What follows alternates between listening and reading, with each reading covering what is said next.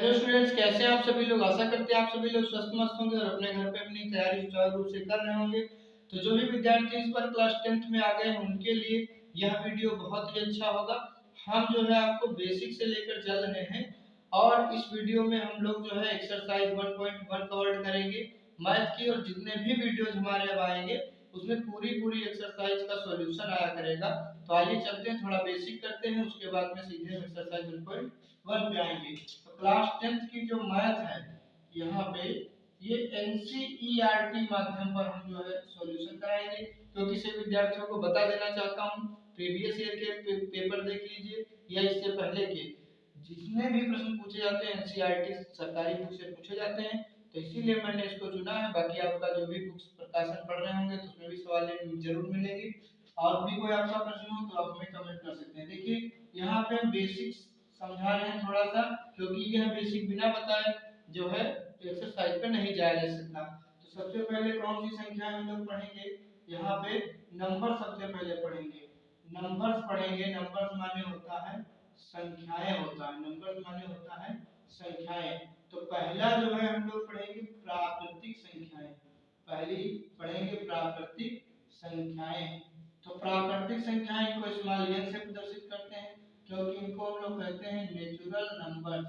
Natural जो है natural number इनको बोलते हैं, नेचुरल नंबर्स प्राकृतिक संख्याएं। तो प्राकृतिक संख्या कौन सी होती है, तो प्राकृतिक संख्याओं को हम एक अन्य नाम से भी जानते हैं जिसको कहते हैं काउंटिंग नंबर्स। काउंटिंग नंबर्स माने गिनने वाली संख्याएं। काउंटिंग नंबर्स माने गिनने वाली संख्याएं, यानी जहां से हम गिनती प्रारंभ करते हैं स्टूडेंट, जैसे कि गिनती 1 2 3 4 इस तरह से 1 2 3 4 5। तो यहाँ हम 1 से काउंटिंग करते हैं, यानी 1 से गिनते हैं, ना कि 0 से। तो प्राकृतिक संख्याएं कहाँ से स्टार्ट होती हैं, 1 से, और 1 से चलती हैं 1 2 3 और इस तरह से चली जाती हैं इन्फिनिटी, यानी कि अनंत तक चली जाती हैं प्राकृतिक संख्याएं। इसमें माइनस और प्लस, माइनस वाली शामिल नहीं होती, ना तो 0 शामिल होता है। प्राकृतिक संख्या 1 टू इन्फिनिटी चलती है। अगला देखते हैं नंबर 2। ये तो था प्राकृतिक संख्या। दूसरी आ जाती है पूर्ण संख्या, क्योंकि बिना 0 के जो है ये अधूरी है, इसलिए पूर्ण संख्याओं को W से प्रदर्शित करते हैं। और इसको हम लोग कहते हैं होल नंबर्स। क्या कहते हैं, होल नंबर्स, यानी पूर्ण संख्याएं। और पूर्ण संख्याएं हमारी जो है इन प्राकृतिक संख्याओं के आगे जब हम 0 को सबमिट कर देते हैं, 0 को लिख देते हैं, तो बन जाती है पूर्ण संख्या। तो 0 1 2 3 डॉट डॉट डॉट ये चली जाएगी अनंत तक, ये हो गई पूर्ण संख्याएं। तो आज से जो स्टार्ट आपकी क्लास स्टार्ट हो रही बेहतर हो रही है। आप उसके नोट्स बनाते चलिए। आपका कोई डाउट रह जाए तो कमेंट सेक्शन में छोड़ जाइए। तो यहाँ पर एक प्रश्न भी बनता है कि क्या सभी प्राकृतिक संख्याएं पूर्ण संख्या होती हैं, तो जी हाँ, सभी प्राकृतिक संख्याएं पूर्ण संख्या होती हैं, क्योंकि प्राकृतिक संख्याएं देखो 1 2 3 4 इसमें अनंत तक होता है, तो इसमें भी 1 टू इनफिनिटी होता है, लेकिन इसमें पूर्ण संख्याओं में 0 जो है अतिरिक्त सम्मिलित होता है। अब हम लोग प्रश्न अगर दूसरा यहाँ से करें कि क्या सभी पूर्ण संख्याएं प्राकृतिक संख्या होती हैं, तो नहीं, क्योंकि पूर्ण संख्याओं के पास 0 है तो प्राकृतिक संख्याओं के पास 0 नहीं है, इसलिए सभी पूर्ण संख्याएं प्राकृतिक संख्याएं नहीं हो सकती। अगला देखते हैं हम लोग, इसके बाद में आते हैं पूर्णांक। पूर्णांक आते हैं, पूर्णांक को इंटीजर्स कहते हैं। यहाँ पे जो है पूर्णांक को क्या कहते हैं, इंटीजर्स। यहाँ पे चल बनेगा इंटीजर्स। तो ये है इंटीजर्स। तो इंटीजर्स में एक हम लोग जो है देखेंगे, तो इंटीजर्स में यानी कि पूर्णांक देखेंगे। पूर्णांक को हम लोग जो है आई से भी प्रदर्शित करते हैं और जेड से भी प्रदर्शित करते हैं, क्योंकि ये गणितज्ञ हुए हैं जेहलिन। कौन गणितज्ञ हुए हैं, जेहलिन। तो इन्होंने जो है पूर्णांकों की बाद में खोज करी, जब तक कि पहले जो है आई से पेटेंट हो चुका था, इसलिए बाद में जेड से भी और आई से भी। जैसे कि हम लोग बुधवार को मतलब बृहस्पतिवार को गुरुवार और बृहस्पतिवार दो नामों से जानते हैं, सेम वैसा ही कुछ है इसमें। तो पूर्णांक देख लीजिए, पूर्णांकों में क्या होता है, पूर्णांक देखो 0 1 2 3 इस तरह से 4, इधर चलते हैं तो प्लस इंफिनिटी, इधर आएंगे तो -1 -2 -3, इधर जाएंगे तो माइनस इंफिनिटी। तो ये देखिए ये तुम्हारे हो जाएंगे पॉजिटिव इंटीजर, यानी इनको हम कह सकते हैं धनात्मक पूर्णांक है। ये कैसे पूर्णांक है, धनात्मक पूर्णांक है। और 0 के इस साइड वाले जितने भी हैं ये नेगेटिव इंटीजर्स हैं, यानी कि ये ऋणात्मक पूर्णांक हो जाते हैं, ऋणात्मक पूर्णांक। उसके बाद 0 को देखेंगे तो ना तो धनात्मक है और ना ही ऋणात्मक है। 0 क्या है फिर, जब धनात्मक ऋणात्मक में है तो 0 है, ये है पूर्ण जीरो क्या है, पूर्ण संख्या है। आगे हम लोग जो है बात करते हैं, इसको स्क्रीनशॉट ले लीजिए। पूर्ण संख्याओं के बाद हम लोग देखेंगे परिमेय संख्याएं। इसको आर से प्रदर्शित करते हैं। इसको हम लोग को कहते हैं रेशनल नंबर्स। यहाँ पे रेशनल नंबर इसको बोलते हैं। तो परिमेय संख्याएं क्या होती हैं? वे संख्याएं जिनको हम p बटे q या फिर कह लें a बटे b या कह लें अंश बटे हर के रूप में लिख सकते हैं, और जहां पर क्या होता है, हर जीरो के बराबर नहीं होना चाहिए, यानी हर में जीरो नहीं आना चाहिए। अगर किसी के हर में जीरो आ जाएगा तो उसका मान क्या हो जाता है, इंफिनिटी यानी कि अनंत अपरिभाषित हो जाता है यहाँ पर। ठीक, तो ये हो गया परिमेय संख्या। तो परिमेय संख्या जैसे कोई भी हो सकती है। परिमेय संख्या का एग्जांपल दे देता हूँ यहाँ पे। जैसे माइनस की 1/2 होगी, यहाँ पे जीरो भी हो जाएगी क्योंकि जीरो के नीचे 1 होगा। 0/2 हो सकता है, 3/2 होगा, प्लस की भी होंगी, माइनस की भी होगी, जीरो भी होगा। ये सभी परिमेय संख्याओं के अंतर्गत आ जाएंगी। वहीं हम बात कर लेते हैं अपरिमेय संख्याओं की। तो अपरिमेय संख्याएं कौन सी होती हैं? जिनको हम लोग इरेशनल नंबर्स कहते हैं। क्या कहते हैं? इरेशनल नंबर्स कहते हैं, इरेशनल नंबर्स। ठीक, तो ये हो गई अपनी अपरिमेय संख्याएं। अपरिमेय संख्याएं वह संख्या होती है जिनको हम p बटे q के रूप में यानी अंश बटे हर के रूप में नहीं लिख सकते हैं, और यहाँ पर भी जो हर है वो जीरो के बराबर नहीं होना चाहिए। यहाँ पर एग्जांपल के तौर पर देखेंगे तो इसका √2 हो गया, √3 हो गया, √5 हो गया, √7 हो गया। ये सभी अपरिमेय संख्याएं। पाई भी एक अपरिमेय संख्या है, इसे हर हाल में जो है याद रखिएगा। वही पाई का मान 22/7 होता है, तो वो जो है तुम्हारा हो जाएगा परिमेय संख्या में, क्योंकि ये अंश बटे हर में आ जाता है। देखिए जितना वर्गमूल निकल जाता है वो तो परिमेय संख्या होगी। जैसे √4 है तो √4 का तो 2 जाएगा, 2/1, तो ये अंश बटे हर में हो जाएगा, तो ये परिमेय संख्या हो जाएगी। वहीं जिनका वर्गमूल नहीं निकलता वो सभी अपरिमेय संख्या होती है। वहीं मैं बात करता हूँ वास्तविक संख्याओं की। वास्तविक संख्याएं जो रियल नंबर, जो हमारे जो है टॉपिक, जो हमारा चैप्टर है, चैप्टर का पहले चैप्टर का नाम क्लास 10 में क्या दिया हुआ है, वास्तविक संख्याएं। तो वास्तविक संख्याएं कैसे बनती है? तो परिमेय व अपरिमेय संख्याओं के मेल से जो है वास्तविक संख्या बनती है। जैसे कि इसमें से हम कोई एक संख्या उठा ले 3/2, और इसमें से कोई एक संख्या उठा ले, जैसे प्लस का √2 कर ले यहाँ पे, या माइनस √2 कर ले, या इंटू √2 कर ले, या अपॉन में √2 कर दे, या किसी भी संख्या को तो या तो जोड़े, घटाएं, गुणा करें, भाग करें, तो वहाँ पे ये वास्तविक संख्याएं रियल नंबर बन जाता है। वहीं एक बात दिमाग में आ रही होगी कि सर भिन्न में भी तो होता है अंश बटे हर, फ्रैक्शन, फ्रैक्शन में भी तो होता है अंश बटे हर। हाँ होता है। मैंने फिर कहा कि p बटे q के रूप में इसे भी दिखाया जा सकता है, इसका भी हर जीरो नहीं होगा, लेकिन इसमें अंतर क्या है? तो ये देखो ऋणात्मक, धनात्मक, शून्य भी हो सकते हैं, लेकिन भिन्न सदैव ऑलवेज कैसी रहेगी? ऑलवेज जो है भिन्न पॉजिटिव रहेगी, सदैव धनात्मक रहती है। ये हमें याद रखना है। आइए हम लोग जो है इसके बाद में थोड़ा और बेसिक करेंगे, और उसके बाद में तत्काल प्रभाव से हम लोग जो है एक्सरसाइज पे चल रहे हैं। इसका जो है स्क्रीनशॉट ले लीजिए। एक चीज हमको यहाँ पे देखना है बेसिक में, यूक्लिड डिवीजन एल्गोरिथम, ये हमको जानना है।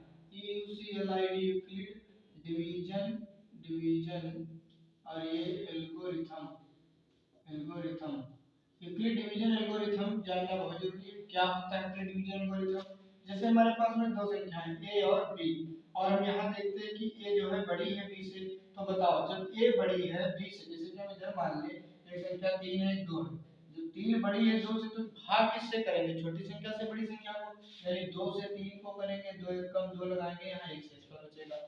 सेम वैसा ही a बड़ा है b छोटा, तो b से a को करेंगे तो यहाँ पर कुछ क्वेश्चन आएगा, यानी ये भागफल आएगा, और यहाँ कुछ जो है भाग लगाते जाएंगे तो लास्ट में कुछ ना कुछ तो शेषफल बचेगा, जैसे कि इसमें शेषफल बचा है।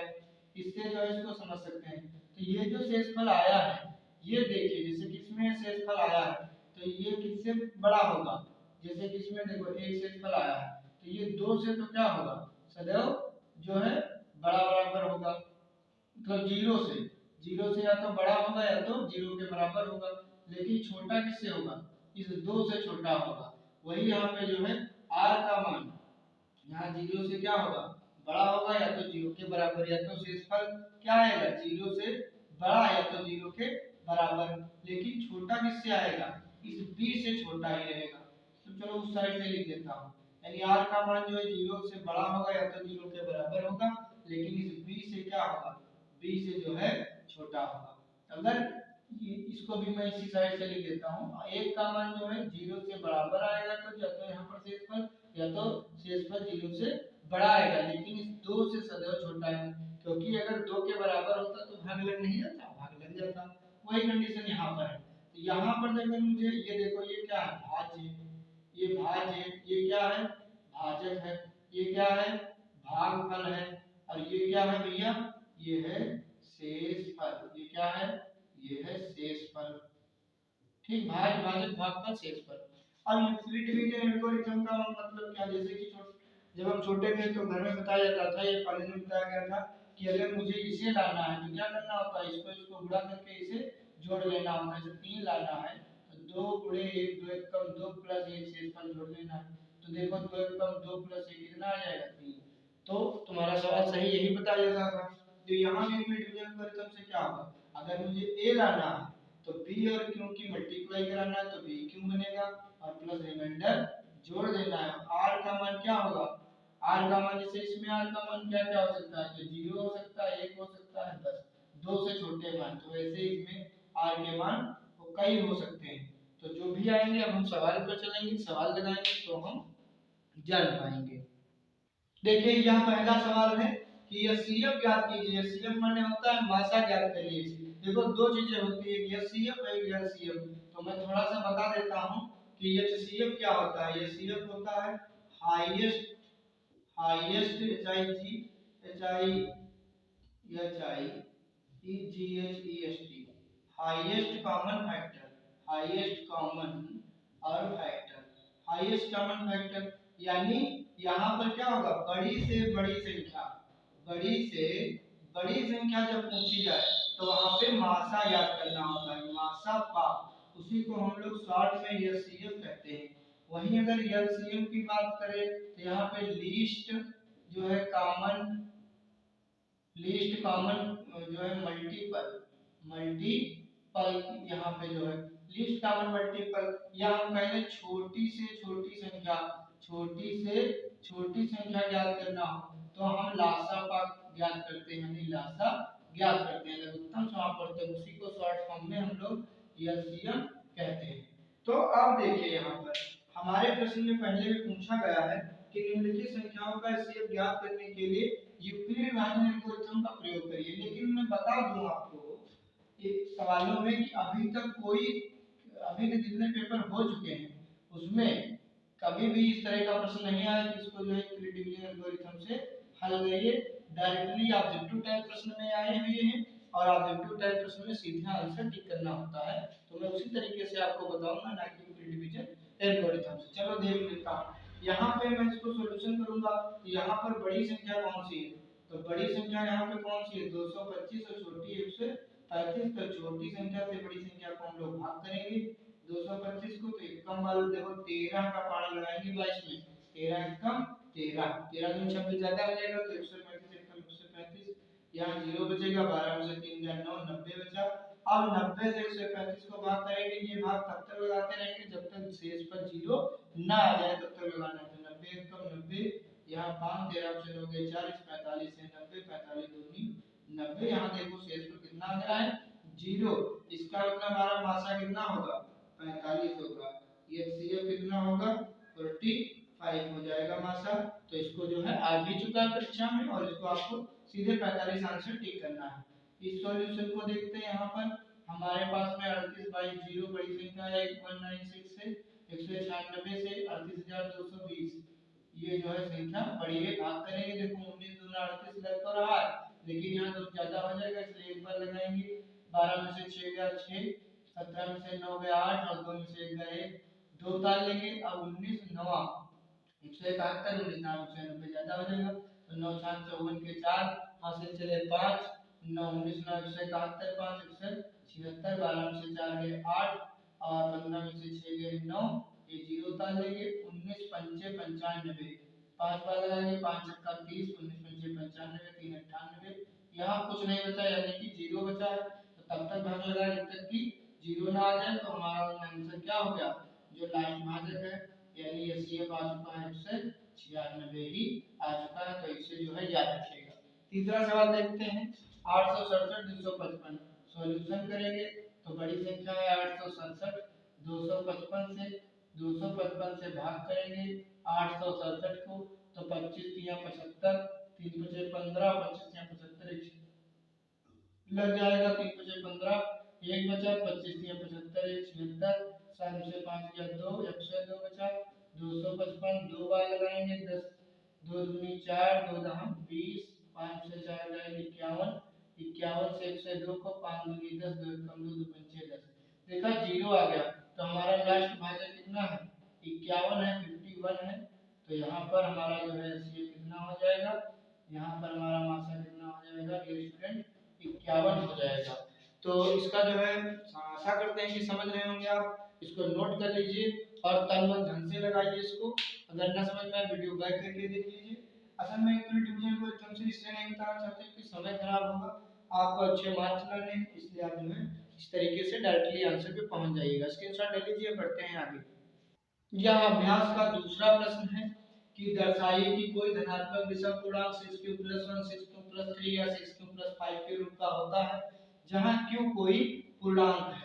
तो हम इसका सॉल्यूशन कैसे करेंगे यहाँ पे मान लेंगे कि माना a कोई धनात्मक क्या बताया विषम पूर्णांक तो धनात्मक विषम पूर्णांक है। अपनी तरफ से हमने क्या मान लिया कि a कोई धनात्मक विषम पूर्णांक है। अच्छा b की जगह कितना लेंगे डियर स्टूडेंट 6 देखो दिखाई दे रहा तो 6 ले लेंगे।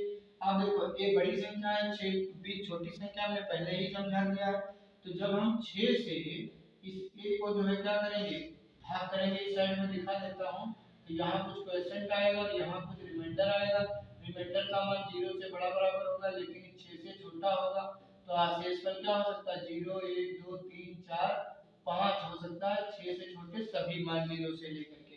तो आप देखिए यहाँ हम लगाएंगे यूक्लिड डिवीजन एल्गोरिथम से यहाँ लगाएंगे तो यहाँ अगर हमें बीच की संख्या यानी a लानी है तो हम 6 और क्यों का गुणा करेंगे यानी 6 क्यों करेंगे प्लस रिमाइंडर r जोड़ेंगे और यहाँ r के मान 0 1 2 3 4 5 आपके सामने है तो अब यहाँ जो है यदि यहाँ लिखेंगे यदि r बराबर 0 तो a बराबर कितना आएगा 6q प्लस 0 आएगा 6q प्लस 0 यदि r बराबर 1 तो a बराबर कितना आएगा 6q प्लस 1 आएगा r बराबर 2 तो a बराबर 6q प्लस 2 r बराबर 3 तो a बराबर 6q प्लस 3 r बराबर 4 तो a बराबर 6q प्लस 4 ठीक r बराबर 5 तो a बराबर कितना 6q प्लस 5।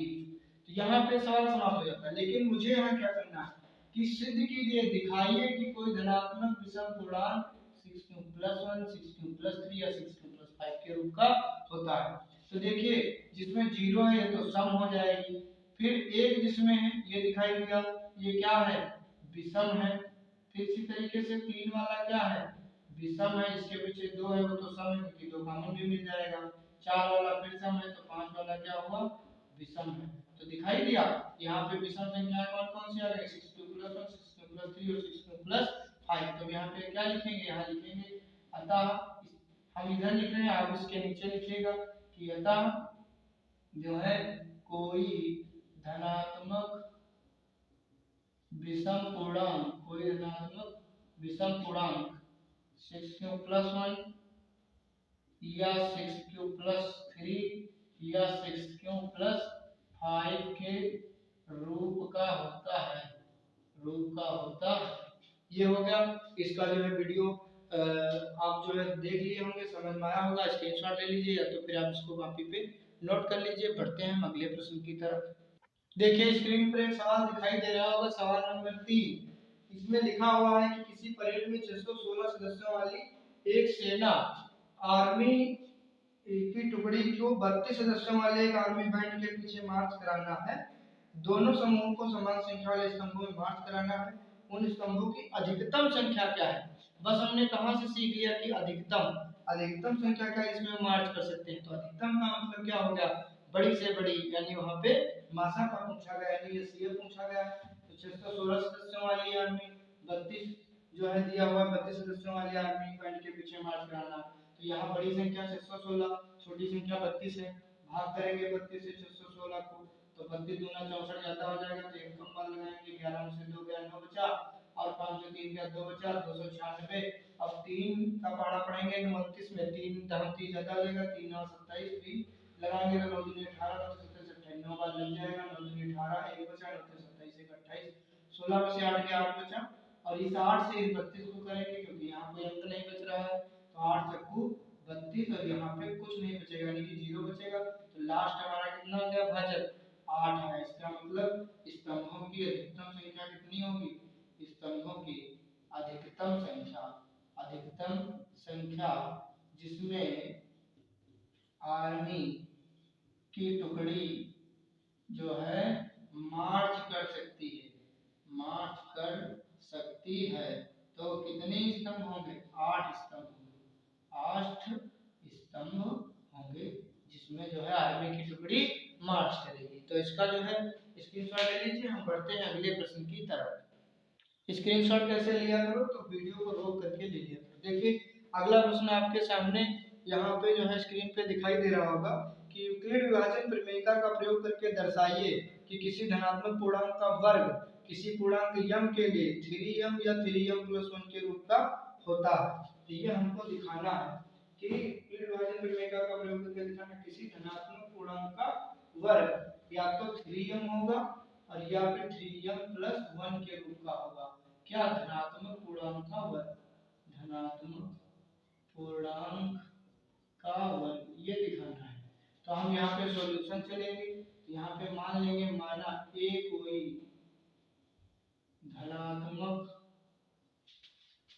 कोई धनात्मक पूर्णांक है, ये हमने धनात्मक पूर्णांक मान लिया, तो b बराबर कितना मानेंगे, 3 मानेंगे। फिर यहाँ देखो a हमने ऑलरेडी बता रखा कि ये बड़ा होता है b छोटा होता है, तो यहाँ हम a को 3 से भाग करेंगे, तो यहाँ पर क्वोशिएंट आएगा, यहाँ शेषफल आएगा, शेषफल का मान 0 से बड़ा बराबर होता है तो 0 आएगा, तो 0 से बड़ा आएगा लेकिन 3 से छोटा आएगा। तो r के मान कौन कौन से हो सकते हैं, तो r का मान 0 1 2 हो सकता है, फिर 3 से छोटे तो इतने ही आएंगे। तो यूक्लिड डिवीजन एल्गोरिथम से यहाँ पे देखेंगे क्या होगा, यूक्लिड डिवीजन एल्गोरिथम से इस साइड में ही देख लेते हैं, यहीं पास में यूक्लिड डिवीजन एल्गोरिथम से। तो यहाँ क्या होगा कि यदि यहाँ पर यूक्लिड डिवीजन एल्गोरिथम से पहले तो मुझे ये लिखना है a बराबर क्या आएगा 3, और क्योंकि मल्टीप्लाई करेंगे 3 क्यों प्लस रिमाइंडर जोड़ेंगे, फिर यहाँ पे r का मान रखेंगे 0, तो यदि यहाँ पे r बराबर 0 तो a बराबर कितना आएगा 3 क्यों आएगा, a बराबर आ जाएगा 3 क्यों, और यदि r बराबर 1 तो a बराबर कितना आएगा 3 क्यों प्लस 1, यदि r बराबर 2 तो a बराबर कितना आएगा 3 क्यों प्लस 2 आएगा। ये सारी चीजें जो है इसमें आएंगी। तो 3 केस बन रहे हैं हमारे पास में 3 क्यों प्लस 1 3 क्यों प्लस 2।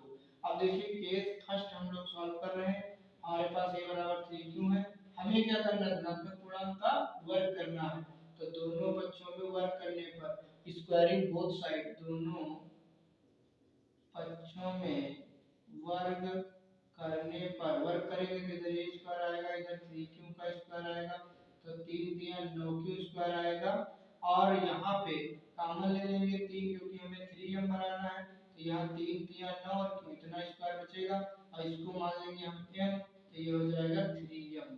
देखो हमने स्क्वायर किया इस साइड में, तो वर्ग किया धनात्मक पूर्णांक का, जो हमने धनात्मक पूर्णांक ये मानना था, वर्ग किया तो 3m आया, यहाँ लिख देंगे जहाँ m बराबर कितना 3q स्क्वायर।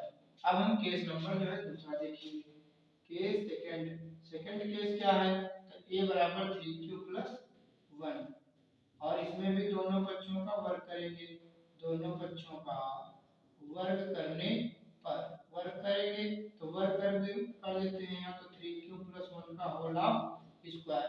अब देखिए वो विद्यार्थी दिक्कत में आएंगे जिन्हें a प्लस b का फार्मूला नहीं पता है, क्या होता है a स्क्वायर प्लस 2ab और प्लस का b स्क्वायर, यह होता है फार्मूला। कोई कोई बच्चे तो इस तरह याद करते हैं a square plus b square plus 2ab, वो भी सही है बट ये ज्यादा सही है।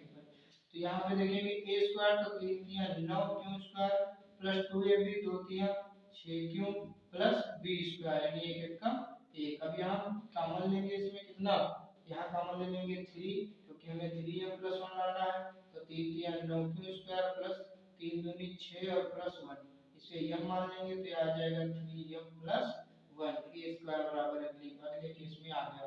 यहाँ लिख देंगे कि जहाँ m बराबर कितना हमने माना है 3q² प्लस 2q।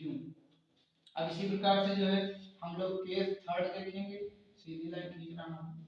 यहाँ पे जो है केस जो है थर्ड देखेंगे।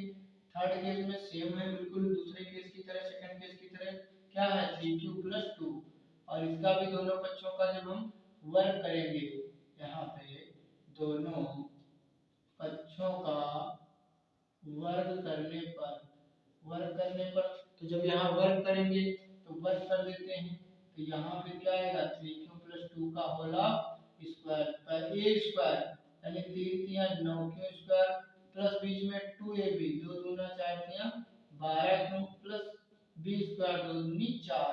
4 को हम लोग कैसे लिखेंगे डियर स्टूडेंट, 4 को कॉमन लेने के लिए 3 प्लस 1 लिख लेंगे, इतने 3 कॉमन मिल जाएगा तो 3 3 9 3 चौको 12 और 3 1 3 प्लस 1, इसे m मान लेंगे इतने को, ये हो जाएगा 3m+1। यहाँ लिख देंगे जहाँ m बराबर कितना 3q² प्लस 4q प्लस 1। यहाँ देखा 3 केस हमने देखे, पहले केस में 3m, अगले में 3m+1, अगले में भी 3m+1 आया हुआ है।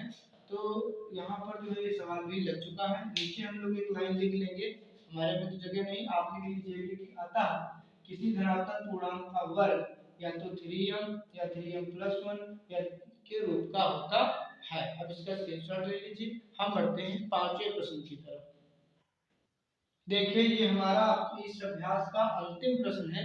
सभी विद्यार्थी जैसे कि स्क्रीन पर उन्हें सवाल दिखाई भी दे रहा होगा कि यूक्लिड वाली प्रमेयता का प्रयोग करके दर्शाइए किसी धनात्मक पूर्णांक का घन या 9m या 9m+1 या 9m+8 के रूप का होता है।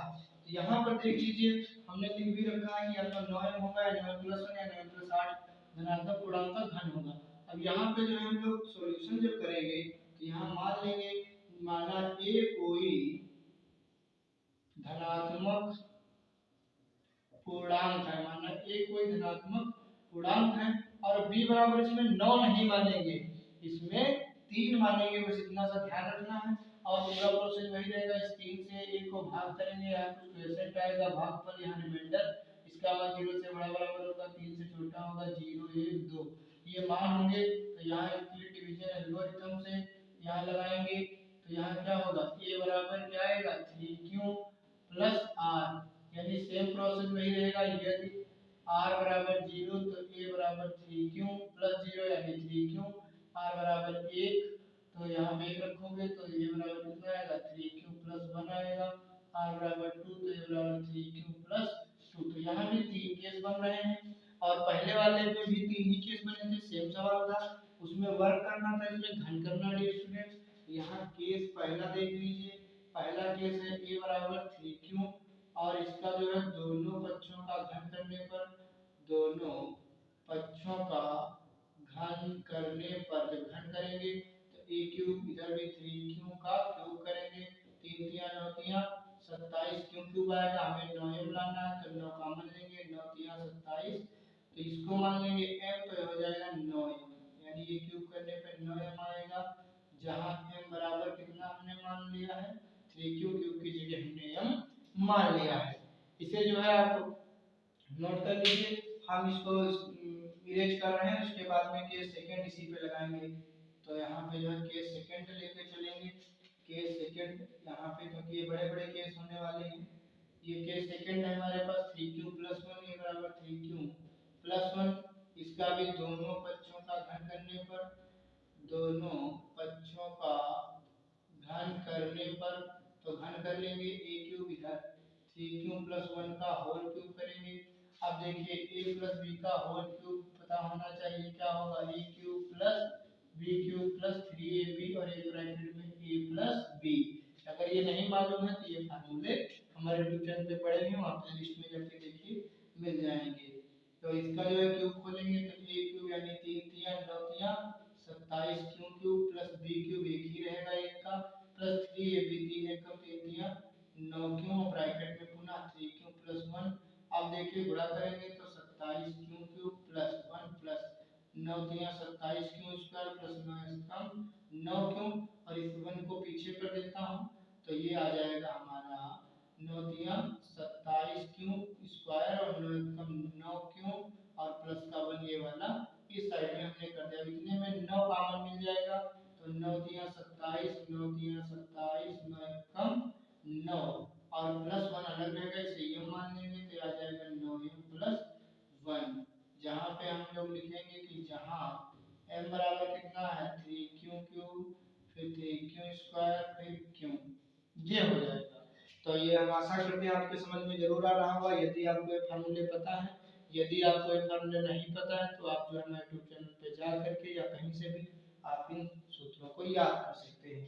इसे हम इरेज कर रहे हैं, केस नंबर 3 पे चलते हैं। केस नंबर 3 देखते हैं। इसे आप जो वीडियो को रोक करके लिख सकते हैं या वीडियो बैक करके लिख सकते हैं। अगर हम मिटाएंगे तो हमारे बोर्ड में जगह नहीं, नीचे दिख भी नहीं है, मोबाइल से वीडियो शूट हो रहा है तो मेहनत का काम है। तो यहाँ पर जो है केस 3 में a बराबर कितना है 3q प्लस 2। आप सब लोग आशा करते हैं आप सब लोगों के समझ में आ रहा होगा। आप सब लोग हमें जो है ज़्यादा से ज़्यादा जो है सपोर्ट करेंगे। तो यहाँ पे दोनों पक्षों का घन करने पर, दोनों पक्षों का घन करने पर, तो घन करेंगे तो a क्यूब बराबर 3q प्लस 2 का होल क्यूब, यहाँ भी a क्यूब बराबर इसका क्यूब करो 3 तिया 9 तिया 27 के क्यूब फिर 2 दूनी 4 दूनी 8 प्लस 3 ये तो हो गया a cube plus b cube plus 3 ये भी 3 दूनी 6 तिया 18 क्यों और ब्रैकेट में 3q प्लस 2। अब देखो ये तो रहेगा 27 क्यू क्यूब प्लस 18 तिया 54 क्यू स्क्वायर प्लस 18 दूना 36 क्यू और प्लस 8 अलग रहेगा। इसमें जो है 9 कॉमन ले लेंगे, 9 तिया 27 और 9 छाक 54 और 9 चौक 36 और प्लस 60 अलग रहेगा। इतने को m मान लेंगे तो 9m प्लस 8 हमको लाना था, इस तरह से लाएंगे तीसरे केस में। और यहाँ लिख देंगे जहाँ m बराबर हमने ये किसकी जगह माना है 3q क्यूब 6q स्क्वायर और 4q की जगह माना हुआ है। तो सभी विद्यार्थी जो है ये भी समझ गए होंगे और इस तरीके से हमारी पूरी एक्सरसाइज समाप्त होती है। तो यहाँ पर हम लोग लास्ट में लिखेंगे कि अतः किसी धनात्मक पूर्णांक का घन, जो मैं बोल रहा हूँ लिख लेना नीचे, अतः किसी धनात्मक पूर्णांक का घन या तो 9m या 9m प्लस 1 या 9m प्लस 8 के रूप का होता है। तो यहीं पे हमारी जो है वीडियो यहाँ पे मैं विराम लेना चाहूँगा, क्योंकि एक वीडियो में हम एक ही एक्सरसाइज कवर करेंगे, चाहे वीडियो छोटी हो या वीडियो बड़ी हो, हर जो है अब वीडियो लगातार आपको मिलती रहेंगी जिसमें हम एक्सरसाइज पर डे लगाएंगे, जिससे कि आपको जो है बहुत ही आसानी से आप जो है मैथ को सीख सकते हैं। और फिर साइंस की भी वीडियो आपकी आएंगी लगातार। आप हमारे यूट्यूब चैनल पे बने रहें, इसके लिए धन्यवाद। अगर आपको कभी भी कोई समस्या हो रही है तो हमारा नंबर नोट कर लीजिए 8400739179 और इस पर जो है आप जुड़ जाइए। फ्री में आप जो PDF और अपने सवालों के जवाब अपना पा सकते हैं व्हाट्सएप पे चैट करके हाय हेलो भेज करके। धन्यवाद।